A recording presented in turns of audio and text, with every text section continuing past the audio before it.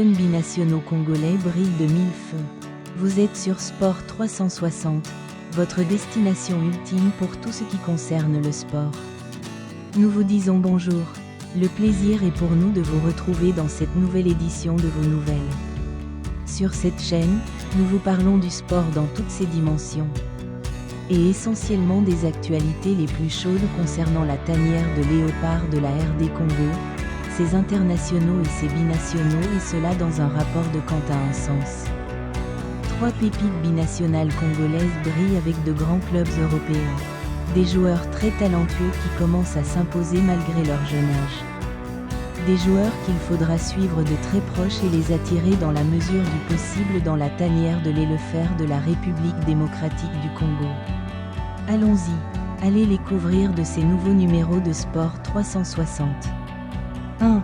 Anthony Milambo, né le 3 avril 2005 à Rotterdam, a été un footballeur néerlandais d'origine congolaise qui évolue au poste du milieu offensif au Feyenoord de Rotterdam, première division irlandaise. Élément moteur du centre de formation du club. Il fait ses débuts professionnels avec Feyenoord le 12 août 2021 lors de la victoire 3-0 à qualification pour Europa Conférence contre les FC Luzerne. À 16 ans et 30 jours, Milambo était devenu alors le plus jeune joueur de l'histoire du club, surpassant les records de Jérusalem Wijnaldum. Entre à jeu lors de la victoire de 1-1. Un match de poule contre Maccabi Haïfa à Conférence, prenant ainsi part à l'épopée européenne de ce club, qui l'amènera jusqu'à la finale où il échoue face à l'AS Roman. Cette année, ce club joue la phase du groupe de l'UEFA Champions League il y a 3 semaines. Ce club feyenoord a marqué ce premier point à l'IQ de champion à s'imposer 3 buts contre 2 face au Gérone d'Espagne. Et Milambo dans ces matchs était titulaire et sorti à la 81e minute de jeu après avoir ressenti l'écran. 2. Stani Sidumbo, né le 29 juin 2005, à Melun en France.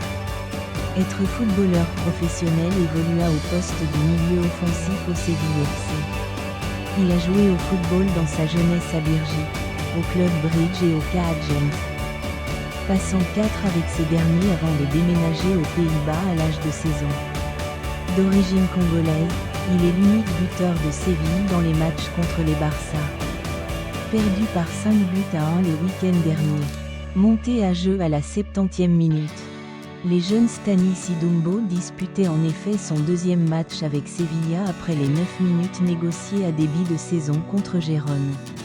Monté Aurélien de l'ICI à GUM.